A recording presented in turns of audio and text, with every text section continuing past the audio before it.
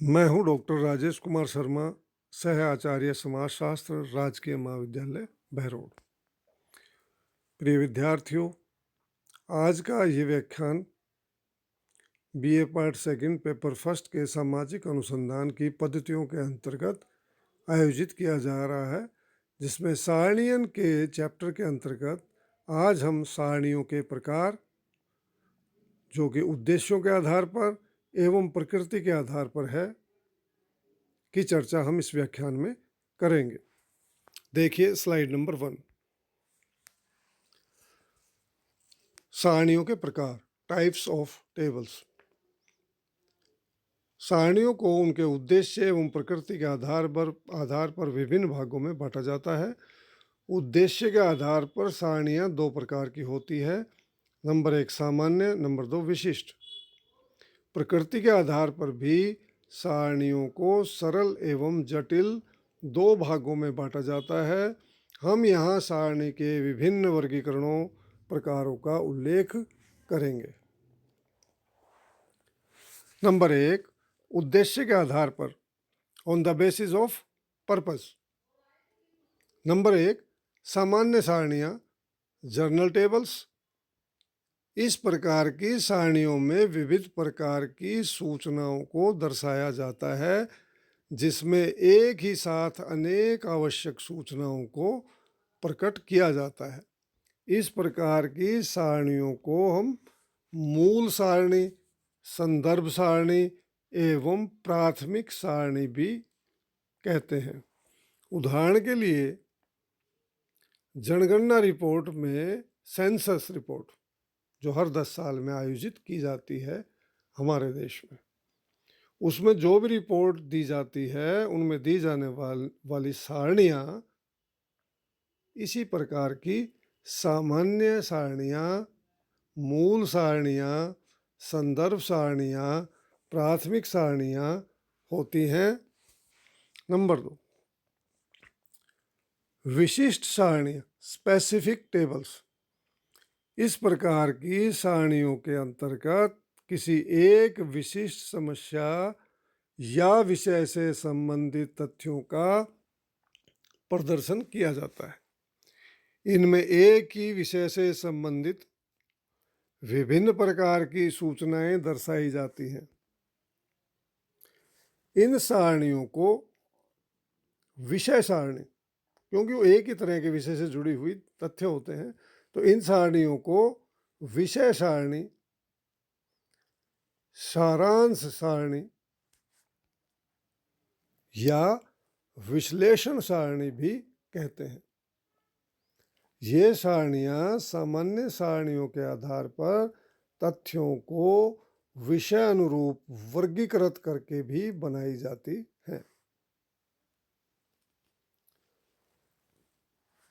Number 2 part 2 प्रकृति के आधार पर, on the basis of nature. Number 1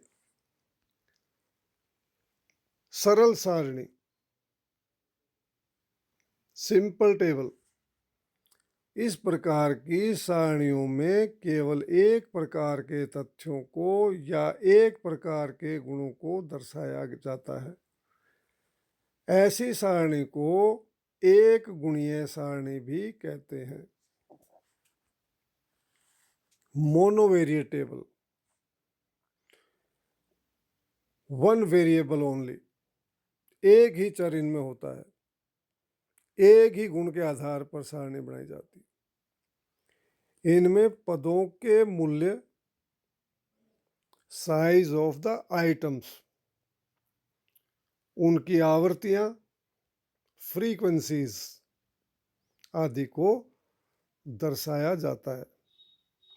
सरल या एक गुणीय सारणी का उदाहरण अग्र प्रकार है।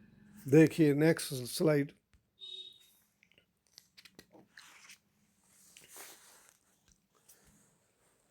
2011 के अनुसार भारत की जनसंख्या, लेफ्ट साइड में राज्य।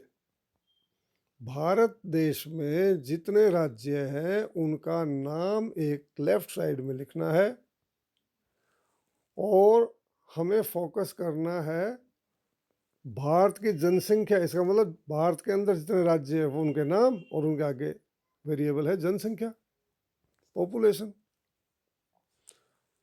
नीचे फिर टोटल पॉपुलेशन का योग आ जाएगा। इसका मतलब भारत की जनसंख्या, सभी राज्य मिलकर भारत बनता है, उसमें कितनी जनसंख्या है, सबके जोड़ के बाद जो भारत की जनसंख्या निकल के आती है वो जनसंख्या भारत की है, और वो एक गुणी है, मोनोवेरिएबल मोनोवेरिएट है।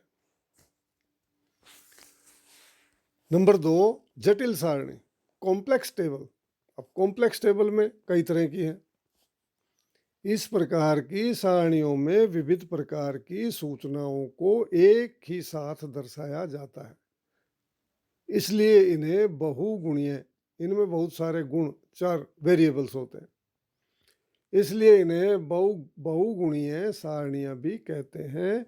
इनकी रचना कठिन एवं रूप जटिल होने के कारण इनके निर्माण में विशेष सावधानी की आवश्यकता होती है। इनमें खाने, पंक्तियां एवं उपशीर्षक भी कई होते हैं।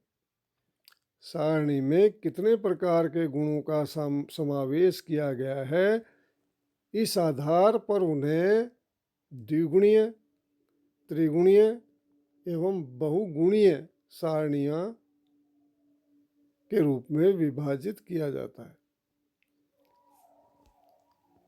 इसके विभिन्न प्रकार की हम यहाँ विवेचना करेंगे। नंबर 1, द्विगुणी सारणी, बाइवेरिएट टेबल।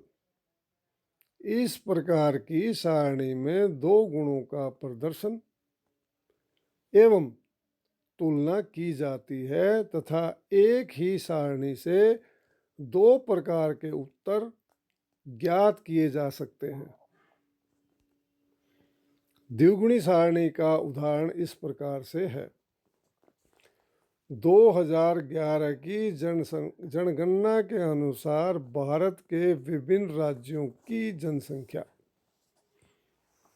ऊपर एक गुणी सारणी में भारत के विभिन्न राज्यों की कुल जनसंख्या निकालने पर भारत की जनसंख्या निकल रही है, लेकिन यहाँ भारत के विभिन्न राज्यों की जनसंख्या के आधार पर भारत की जनसंख्या भी निकल रही है। साथ में लिंग के आधार पर भी जनसंख्या का वर्णन प्राप्त हो रहा है, पुरुष कितने हैं और महिला कितनी। अब हो गया जनसंख्या और पुरुष और महिलाओं के आधार पे। इसका मतलब है दो वेरिएबल हो गए, बाइवेरिएट, द्विगुणी सारणी। उपर्युक्त सारणी में दो प्रकार के तथ्यों की तुलना की जा सकती है, विभिन्न राज्यों की कुल जनसंख्या की और एक ही राज्य तथा विभिन्न राज्यों में स्त्री पुरुषों की संख्या की। नंबर 2, त्रिगुणी सारणी, ट्राइवेरिएटेबल, ट्राई वेरिएबल, त्रिगुणीय। इस प्रकार की सारणी में तीन प्रकार के गुणों की तुलना की जा सकती है। नीचे दी हुई सारणी में तीन बातों की तुलना की जा सकती है, यथा विभिन्न राज्यों में स्त्री पुरुषों की संख्या, स्त्री पुरुषों में साक्षरता की मात्रा तथा कुल जनसंख्या। जनसंख्या आ गई, स्त्री पुरुषों में साक्षरता आ गई और स्त्री पुरुषों की संख्या आ गई, तीन वेरिएबल हो गए। 2011 की जनगणना के अनुसार विभिन्न राज्यों में साक्षरता। अब देखो पुरुष और महिला के कॉलम में शिक्षित अशिक्षित, शिक्षित और अशिक्षित महिला के कॉलम में। इसका मतलब है स्त्री पुरुषों में साक्षरता की मात्रा। राज्य आ गया, उस राज्य में पुरुष कितने हैं महिला कितने, उसका योग आ गया। पुरुष कितने हैं शिक्षित, अशिक्षित कितने हैं, स्त्रियाँ शिक्षित कितनी है, अशिक्षित कितनी। योग में वो टोटली बैठेगा, लेकिन अंदर पुरुष की संख्या निकल आई, स्त्रियों की निकल आई, साक्षर पुरुषों की निकल आई और असाक्षर पुरुषों की, अशिक्षित पुरुषों की निकल आई। ऐसे शिक्षित महिलाओं की भी निकल आई संख्या और अशिक्षित महिलाओं की। बीच में एक योग और दिया है। इस योग से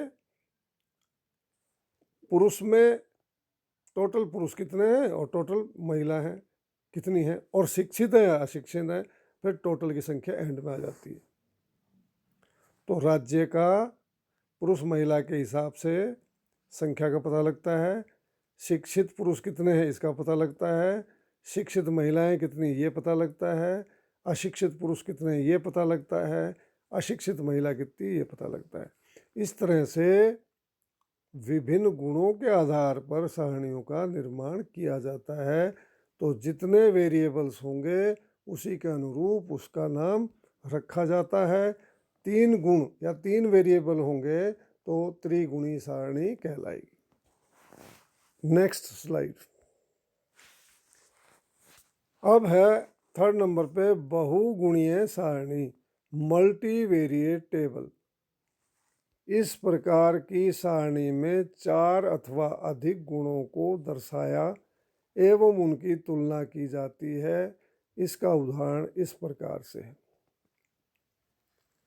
एमए समाजशास्त्र के छात्रों की विभिन्न महाविद्यालयों में स्थिति। अब आप देखिए, एक तरफ महाविद्यालय का नाम आ जाएगा, 150, 200, 250, 300 जितने महाविद्यालय होंगे उनका नाम आ जाएगा, और जिन जिन महाविद्यालयों में एमए विषय समाजशास्त्र में उन महाविद्यालयों को हम छांट लेंगे। अब सबसे पहले तो छात्र और छात्राएं, इनकी संख्या निकाल लो। अब छात्र और छात्राएं ग्रामीण है या नगरीय, ये निकाल लो। अब ग्रामीण में से विवाहित कितने हैं और अविवाहित कितने हैं, और नगरियों में, नगरीय जो छात्र हैं उनमें विवाहित कितने, अविवाहित कितने, ये निकाल लो। ऐसे ही छात्राओं की संख्या में ग्रामीण छात्राएं कितनी है और नगरीय छात्राएं कितनी है। ग्रामीण छात्राओं में से विवाहित कितनी है और अविवाहित कितनी है, उनका योग। नगरीय छात्राओं में से विवाहित कितनी है और अविवाहित कितनी है, उनका योग।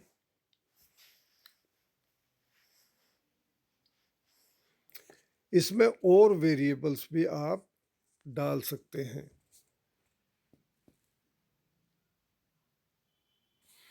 आगे छात्र छात्राएं, फिर उनका योग। हर जगह योग भी आ रहा है, अलग अलग संख्या का पता लग रहा है। इसमें आप चाहें तो जाति के आधार पर भी ग्रामीण और नगरीय में और बंटवारा कर सकते हैं, छात्र की संख्या में भी और छात्राओं की संख्या में भी, और होता भी है।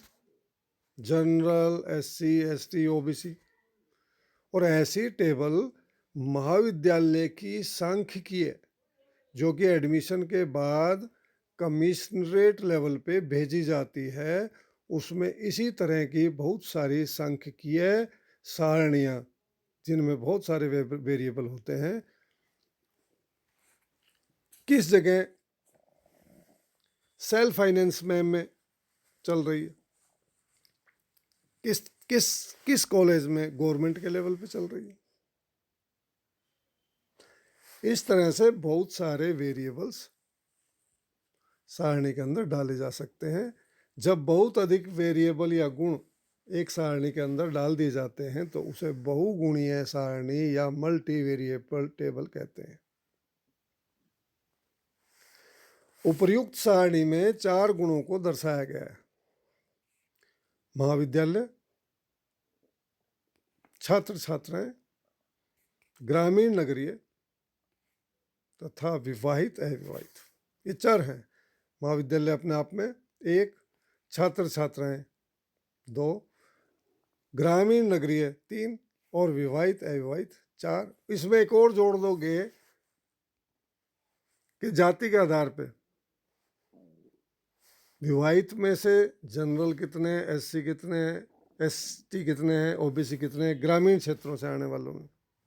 फिर नगरीय क्षेत्रों में से आने वालों में, तो एक वेरिएबल और जुड़ जाएगा।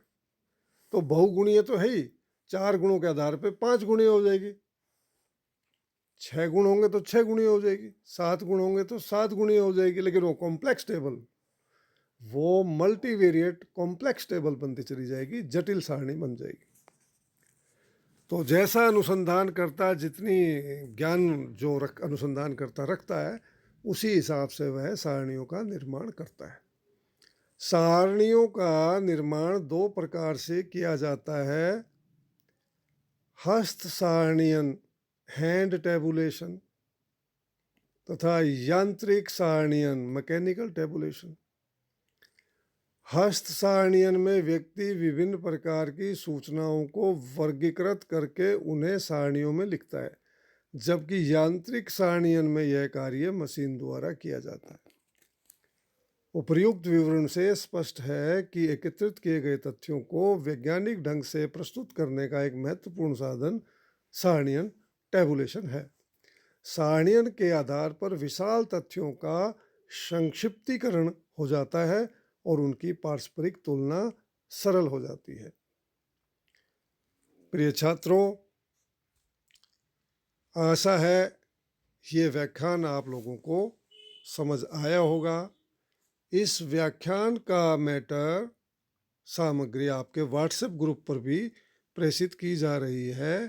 निरंतर रूप से व्हाट्सएप ग्रुप पर इन सामग्रियों का अध्ययन करते रहें और इन व्याख्यानों के ऑडियो वीडियो को भी ध्यानपूर्वक सुनते रहें। अब ये व्याख्यान